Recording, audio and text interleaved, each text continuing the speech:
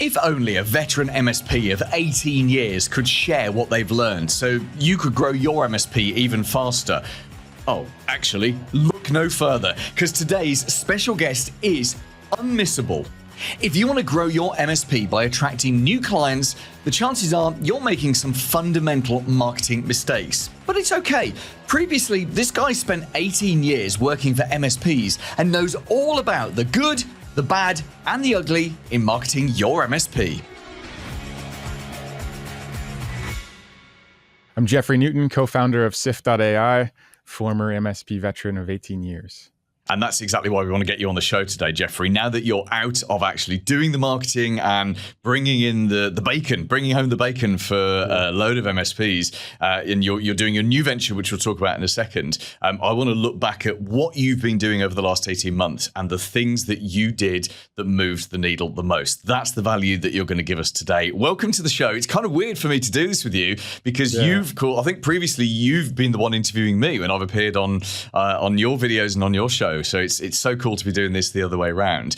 Let's just start off with finding out about you. So assuming that the MSPs watching this on YouTube, listening to this on the podcast, assuming they don't know you, they haven't heard of you before, tell us about your background. Tell us how you got into the industry and what you've been doing for the last 18 years or so.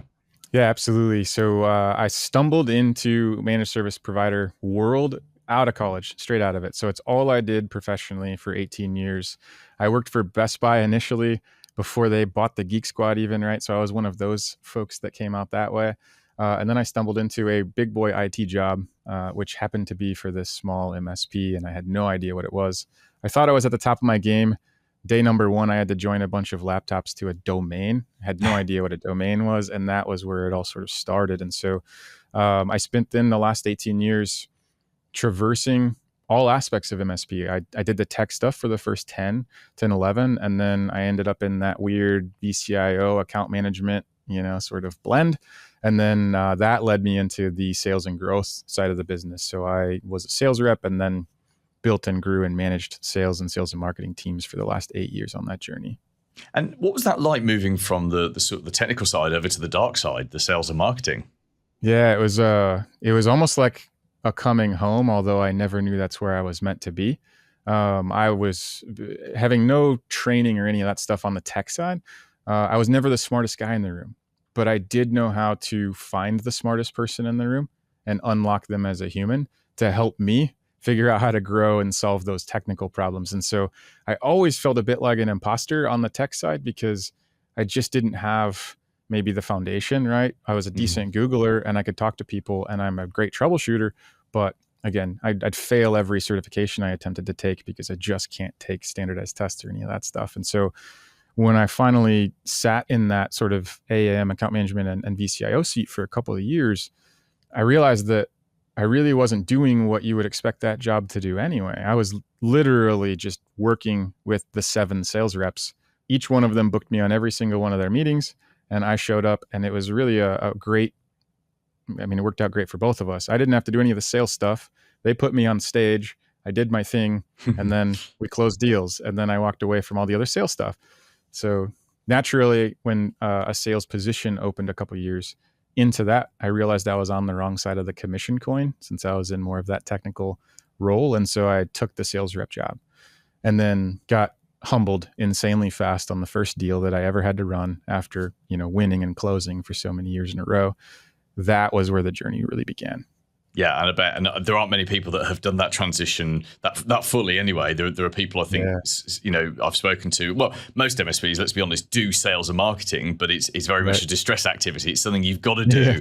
Whereas you did what is probably abhorrent to most people, which is what you ditched all of the technical work and you moved over, but it clearly worked out well for you. So now that you're out of that journey, you've got your brand new initiative, your brand new venture, Cyft AI, Cyft AI, which we'll talk about in a second. As you look back now, What are the things that you did that moved the needle most? And to me, that's more interesting asking you to look back when you're out of it, because as someone who is still, and I'm 20 years into my marketing journey, still doing marketing day in, day out, as much as part of my job is to look at what moves the needle and what doesn't, when you're in it, often I have to come out of it and have a bit of a break to look and reflect and say what's worked well, what's working for MSPs. So you're kind of out of that now. Look back over that time that you were doing sales and marketing. What were the things that you wish you'd done more of? And maybe as part of that is what are the things you wish you'd done less of? Yeah, it's a great question, because I went through this exercise live when I was trying to figure out that answer. And the individual that really lit the light bulb for me was a podcast I saw of Brad Lee one time. It was a stage presentation that was essentially these 4 words: do more, get better. Like, what the heck? His whole premise there was how you grow your business is by doing those 2 things and those 2 things only. It's the only thing you have to focus on. Do more and get better. I'm like, well, that's way too simple, right? I overcomplicate everything. I over-engineer it all. That's just the way my brain works. I'm a problem solver. But I really sat with how he went into that like hour-long conversation. And ultimately what he was saying is, look back at how you've gotten to where you are, and understand, of all the 50 things that you've done, all the initiatives, all the marketing stuff, all of it, right? Was it the golf course outings? Was it the sponsored holes? Was it the cold email? Was it pay-per-click? What were the things that did convert and did work? And do a lot more of that, right? Double down until you master the thing that is working, and then eliminate the distraction and the friction of all the things that are not working in that process. So you need to do more of the things that were previously working. And then the second part to that is get better, right? So when you strip the focus away from, I need to do all these things or be in all these places or be on all these platforms, and you narrow it to the things that were already working for you, then you can look at, okay, well, if I went to that golf outing and I got 1 client from 3 events or whatever, how do I get 2? How do I get 3? And what really came out of that was really shrinking the objective to the absolute point of completely tangible and absolutely possible, right? So if you notice the numbers I was using, it wasn't like, how do I grow my MRR by $100,000 this year? It was, how do I go from 1 to 2? Which, Peter Thiel talks about going from 0 to 1, which I do think is probably a bigger challenge. But when people make that transition, it's just, don't overthink it as much as we tend to do, the way that our minds work. And so strip it down to first principles, and also acknowledge and recognize exactly where you are. Most people listening are probably somewhere between 5, 10, 15 years into their business. They might be maybe some are still at that like sub $1 million or, elsewhere, but they've accomplished things, but how'd they get there? You have to kind of remember what got you here won't get you there component to that, but there's still a lot of things that got you to where you are. We just sort of abandoned them along the way because we listened to some buzzword or stage speech or something else and got distracted. Yeah, that makes perfect sense. So you've talked a lot there about you've almost talked around specific answers, which is okay, because I understand you're talking about how you simplified what you did, and I know everyone listening to this just wants the answers, Jeffrey. What were the things you did that actually moved the needle? I feel like a proper hard news journalist there. So I appreciate it. You gave a politician's answer, and I'm forcing you back onto the question. Yeah, going back at the macro level, it's hard to deduce it sometimes down like 18 years. But if I really had to and think down a level, it's going to be that messaging was far more important than kind of everything else. So when I look back at that, well, what did I do? What was working? What wasn't? One of the reasons that all those sales reps were pulling me into those meetings along those years was the emotional intelligence, or the EQ side of being able to take the process and add the nuance that was specific to the architect versus the neurologist versus the oncologist. Because in MSP specifically, we like to talk about the stack and we like to talk about all the things that don't truly matter. Instead, the messaging, like making it so relevant that the person that you're talking to feels seen, heard, and understood, will move so much more from a conversion standpoint than any extra effort of marketing. And so to strip that down one more layer to hopefully get closer to your answer is take those actions that you see as your process today, take the deliverables that you have, in the business today from both a sales and marketing asset standpoint, and really look at them through the lens of, can I have this one conversation with one person talking about solving one problem so explicitly clear that if we were both closing our eyes, they'd be able to raise their hand and say, Jeffrey is talking exactly to me. Yeah. And, just really stripping it all the way back down. That tends to fight my own innate challenge when marketers would tell me, you got to pick a niche, you got to do these things. And you're just like, but I don't want to narrow my TAM. I don't want to reduce the amount of opportunity I could have. It's like the biggest fallacy, because as soon as you do, people raise their hand and self-identify with, I want your help, right? That's me. Yeah. And so that would be the one thing for sure. Okay. I love that. And I love that because really good marketing is not about the technical stuff. I completely agree with you with you on that. Really good marketing is about the emotional connection that you have. And what you've just talked about there, it does not scale, right? So having emotional, in-depth conversations where you really connect with someone and they really feel, and it is a feeling, not a thought. They really feel as though, wow, these guys, or this guy, or this woman, or whoever in front of me gets me, right? I can trust them with my business. And that's a lot less about the technical than it is about the human connection. And I know I've had MSPs say to me before, but Paul, that doesn't scale. But for an MSP, it doesn't need to scale, because the average MSP listening to this would be overwhelmed getting one new client a month, right? Just one new client a month will be overwhelming. If you're onboarding 20, 30 new users every month, which sounds amazing, but actually the reality is, and I've worked with MSPs who've got to this position, and it's almost one of their fears of, what if we have too many clients? And the answer is, well, you stop selling, or you slow down the sale. You don't never stop selling, but you slow down the sales. You say to someone, hey, you can sign the contract today, but we can't onboard you till January, or whatever is the case. But for most MSPs, you don't need to have more than 3 conversations, good quality conversations, or maybe even 2 conversations with 2 separate people for one of those people to just fall in love with you. And that's really what good marketing is. We don't need 20,000 new customers. We need like 10 a year, if that. Yeah. And they just got to fall in love with you. And that comes from listening to them and connecting with them. So I love that. So you've just distilled 18 years of hard work into be you and connect with people. If I can summarize that up into like 5-6 words. And you're right. And to give you the most direct answer to your question, I appreciate you pushing me on it. It's exactly what you just said. Thinking back and looking at, okay, well, what was it that truly made it work? We focused on the inputs that guaranteed the outputs. And what was that input? For us, it was first-time appointment, right? We measured everything down to how many first-time appointments were we getting per month. And that was the only number that mattered.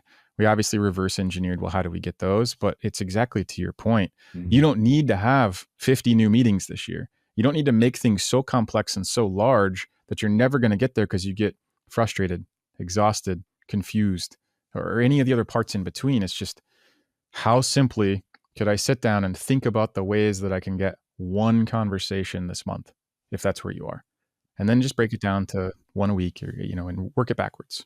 Yeah, exactly. It just becomes a numbers game then about getting those quality conversations. But as we know, MSPs do struggle to get those quality conversations in the first place. Hence a lot of the other guests that we have, and 5, nearly 6 years of this show talking about how exactly to do that.